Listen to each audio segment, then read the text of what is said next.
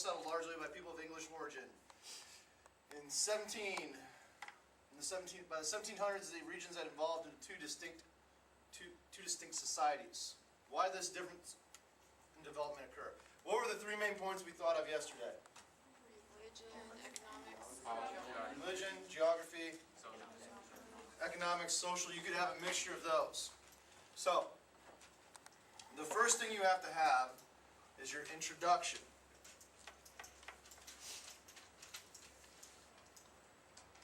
Pause that, bro. One of the things with your main points is with geography.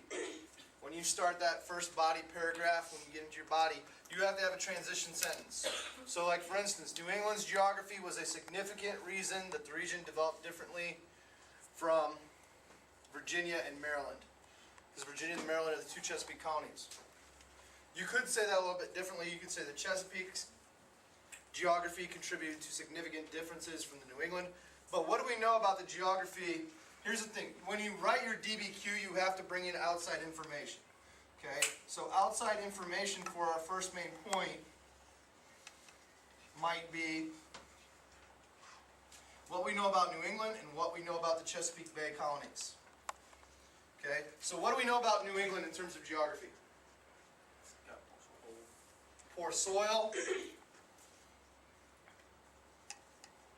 Cold. What else do we know about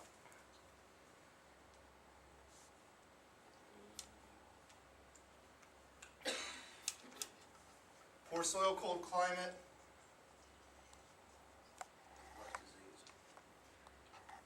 Okay, less disease due to geography. All right, what do we know about the Chesapeake Bay colonies? Okay. They have more diseases because it's a warmer climate. Okay, swamps, marshland. It will be good for planting things. Hot climate. Okay, so with geography, this is going to be the key reason why they develop differently. You're going to have to be able to explain the reasons. People live longer in New England because there's less disease. So what, if you think about it, what impact is that going to have? Okay, it's going to lead to bigger families, less disease. Pause that, bro. Families. Okay. So what you're going to do is you're going to set up with the outside changes that will follow. That's probably why geography is going to be your first main point, because you're going to tie it in. You're not going to go into great detail, but you need to set up a couple things. One, it's going to lead to more families, which actually, in Puritan society, what do we know about how they, women in property? We only need that if they were widowed. Yeah, they didn't. They lost the right to property. So it's a more patriarchal society because the men are living longer. There's more families coming over. What else do we know about how it would tie into the economy? And you're not going to go into great detail, but you're going to mention it briefly, how geography plays a role in changing the economy. What did New England do for its economic? It was diversified. Okay?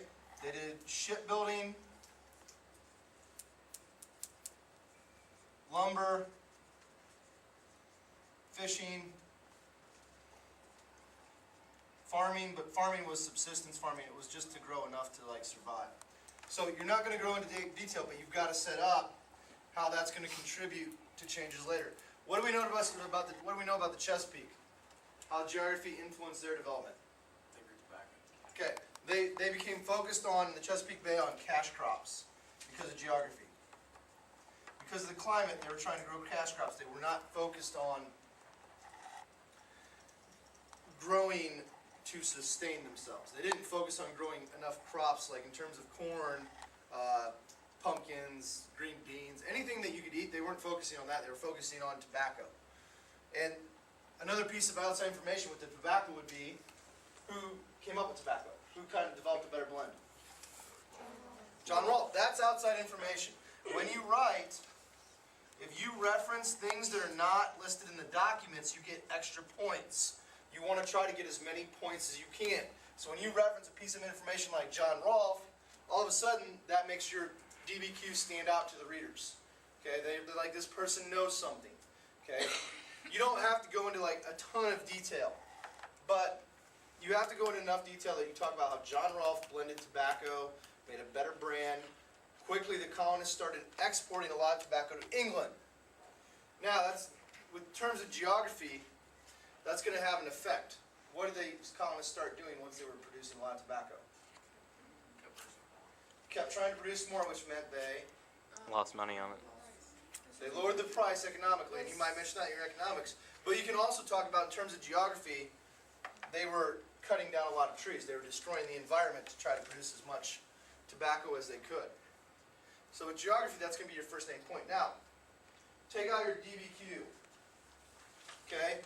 We're going to look at the documents. When you look at the documents, you're going to try to align them with your main points. Well, document A is John Winthrop, a model of Christian charity. So what main point out of like Persia do you think that one's going to go with? Religion. That's right. Good. Because you're going to look at, the first thing you should do is, you know John Winthrop is a religious leader, if you've been paying attention. Okay, model of Christian charity is your second clue. So you're going to look at that. Go ahead and pause, bro. John Winthrop, when you look at the documents, you have a couple, you're going to have about 10 to 15 minutes to plan. Okay? So John Winthrop, a model of Christian charity, you know it's about religion.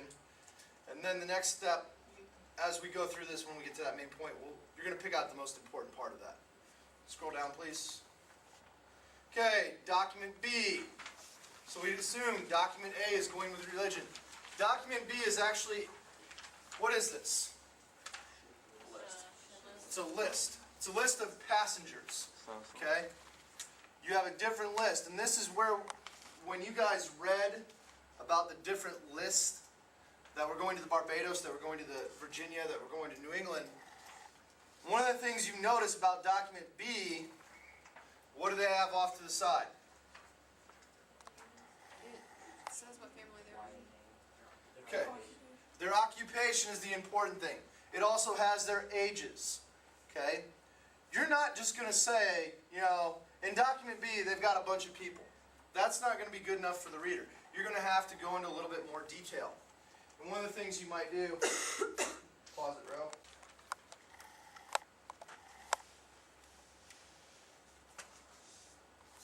New England's geography had a significant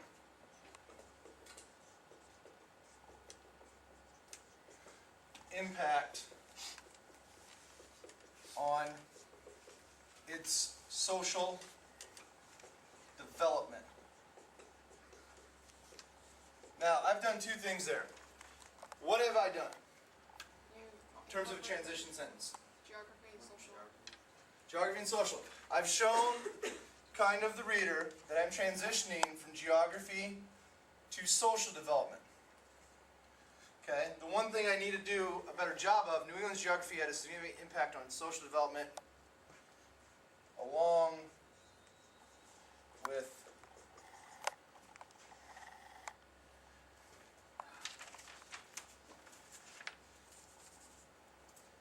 I should put New England and the Chesapeake colonies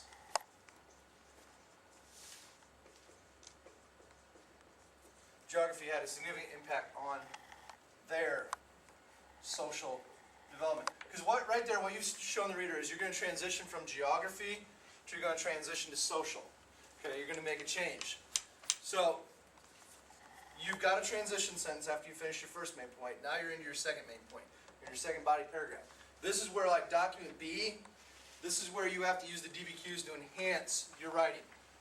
A DBQ is like a research paper. The only difference is in a research paper, you have to search for the sources you're going to use. Here, they're giving them to you. So this is actually, like document B, it's a prompt and it's a source. It's going to jog your memory about things you should know, and that outside information might come back to you as you read through it, and you're going to include it, but it's also going to help you when you write. So you might say, in New England,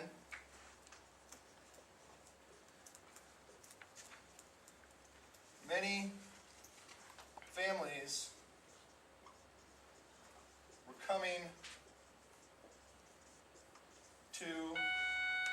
America for religious reasons. For instance,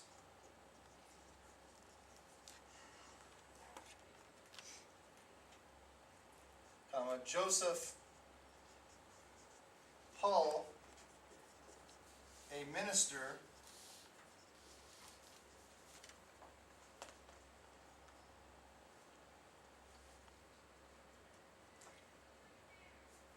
I think he's got like, what does he have? Does he have 9 kids? And his large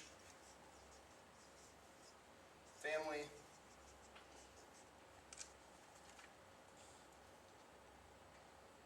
I don't like that. How many sons does Joseph Hall have? He has 7 kids. 3 and 2 One more. sons. He's got 4 boys. He has Well, 4 daughters alright. and 2 sons. So there's 7 total in the family, right? 9 total in the family, 7 kids. Okay.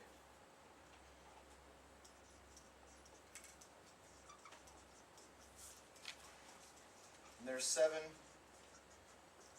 kids made the voyage to the New World.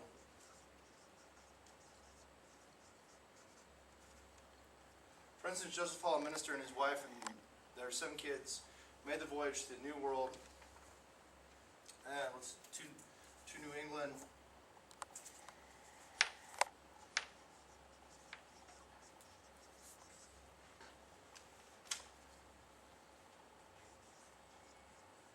Because of their faith.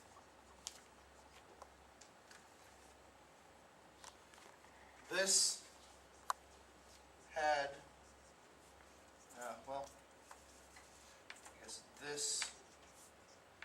mass migration of like-minded believers would come to shape New England. Okay, so in New England, many families were coming to America for religious reasons. For instance, Joseph Hall, a minister, and his wife, their 7 kids made the voyage to New England because of their faith. This mass migration of like-minded believers would come to shape New England. Okay, so right there I've kind of introduced my new body.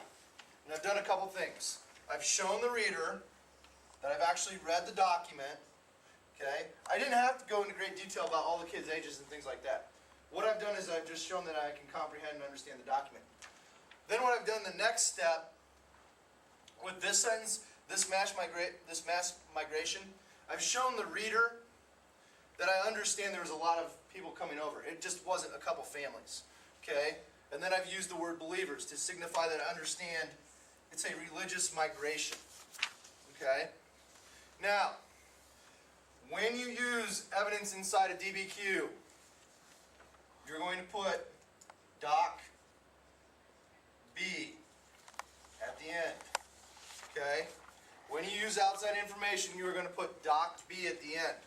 That's important. What it does is if the reader thinks you misinterpreted the documents, if you cite it, they'll go back and check and make sure that they're either that they've interpreted it.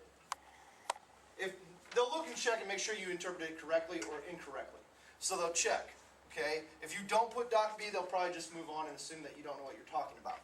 But you're going to put Doc B at the end. That's how you cite.